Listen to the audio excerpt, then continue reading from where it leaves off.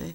The Alvarado was really our history, and for generations, it gave us an identity.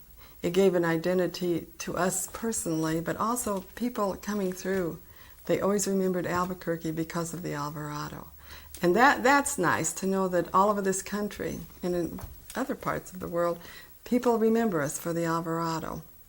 But the great thing was, it was our identity. And what a wonderful identity it was. When the soldiers came in, this city was very, very interested in making them welcome, making them comfortable here. The women of the city would go down and serve food to them when they got off the trains. They'd give them snacks, not anything big deal, but snacks. We all, even in my earliest years in high school, we rolled bandages down there for the Red Cross. We did, and the Alvarado was very, very generous. We were very conscious of the war. So many of our men were gone, and we wanted to do something that maybe people would be doing it for our soldiers from here. And it was a warm time, a good time, and the Alvarado pretty much personified that. I think for this city of Albuquerque, the ladies would go down and as I say, visit with them, greet them, give them not only food but encouragement. I think hopefully they remember us for that too. But usually they were going, I know when my husband said he was coming through, he was on his way overseas, and he never forgot it. He came back in 1953 and moved here just because he never forgot Albuquerque. Oh yes, and a lot of them didn't. We had, the ones from here went to Japan, went over to the Philippines. They were that National Guard that were all captured when the Philippines fell. We were down there serving and talking to them because we knew some of them would never come back, and we didn't want that to happen. We wanted to do what we could for them. We sent them off on a happy note, knowing that people cared, telling them that in any way we could. We went down to greet them and to make them welcome and comfortable because we were afraid some of them wouldn't come back. And of course some of them didn't. Many of them didn't. But that was a fear we had. We really wanted to send them off with a smile. It kind of feels good to know that we did that we cared. That's what we wanted them to know. We really cared about them. Did a lot for this city, for us personally, all of us. I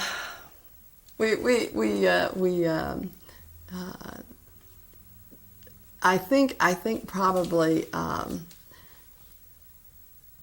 that it was a place that I think everybody smiles when they think of it. We had dances there. We had the high school. The kids in high school could never afford to go there for their dances. But that later, as in the later years, which were still way long ago, they would have big events there that have never been equaled. And they couldn't be. There's no place to do that. But I don't know that that's terribly important, events. I think it's what that the memories that we all have of the Alvarado make us feel maybe like our life was more important, It was like the city was a very important place. It gives you a sense of great,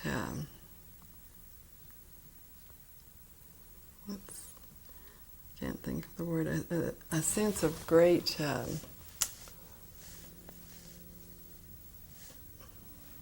I've got to, it gives you a sense of grateful. I'm grateful that it was there. I'm grateful that I had that in my life. I think it having been there gives you a sense of gratefulness. I'm grateful that it was there. I'm grateful it was part of my life. My biggest regret is that it's not there for my children and grandchildren. I can remember, of course, the State Theater, the chemo was still there. Thank God, it's still there. The Kiva next door was where we all went to have sodas after school.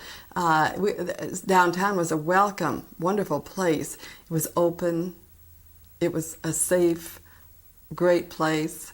The theaters were all wonderful, tiny now by comparison to what we have today.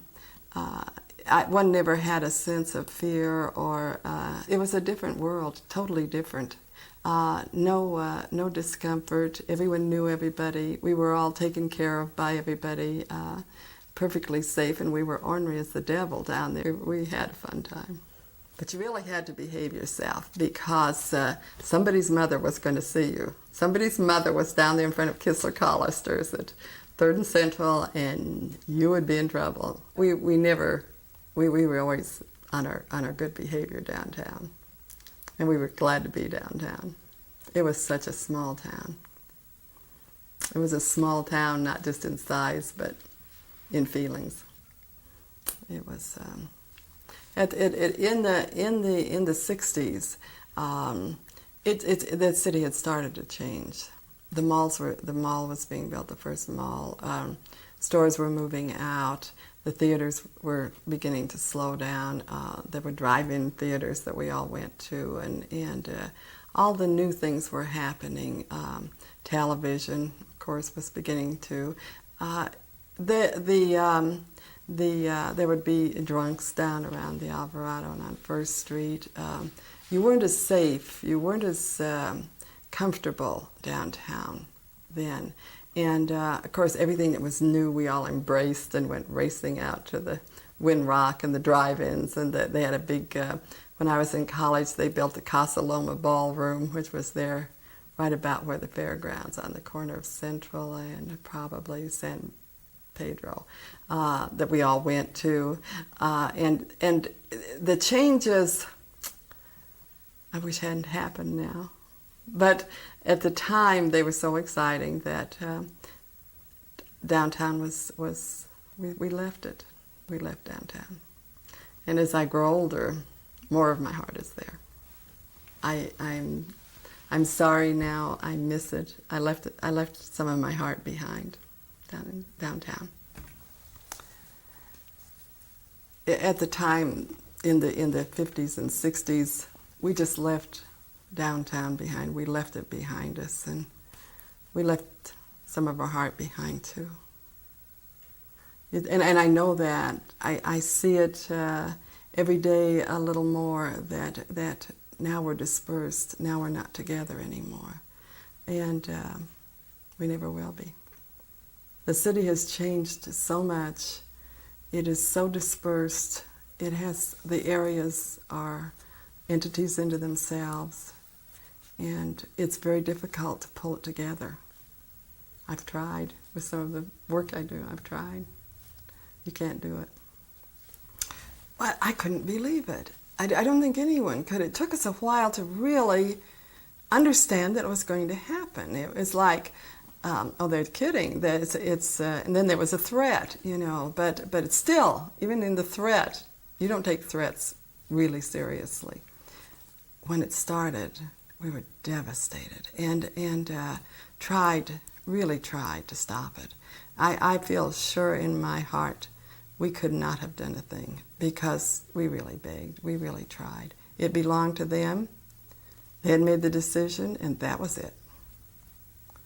But what a horrible decision for this city. When they made that decision to demolish it, there was so much disbelief in the city that it took us a long time to really get our act together. When finally we realized that there was not going to be any more Alvarado, we did some things. The Montezuma Ball was one. That was the last big thing that we did there, and it was just previous to the demolition. We had a band out there, and everyone in town paid. It was a fundraiser for the museum, and a grand time. Conrad Hilton came, and the super chief pulled up, and everybody was watching us dance out the window. It was fun, but a very sad time. It was a great idea, but what a difficult thing to accept. I don't think anything in my life I've been as thunderstruck that someone could demolish that building without apparently any regret at all. There were hundreds of people there, and we got all dolled up in our best bib and tuckers, and danced and sang, and it was a great party. It was a great party, but as I say, a lot of sadness. We did it to try to make ourselves feel better, maybe to be able to accept it. Didn't work, of course, but. I'm glad we did that dance. I'm glad we had that. It was like a final farewell to an old, wonderful friend. A going away party. We gave it. They were. It was just a grand party, but it was our farewell party. Our last hurrah at the Alvarado. I'm so glad we did that. We said goodbye to an old dear friend, and I didn't even know it at the time.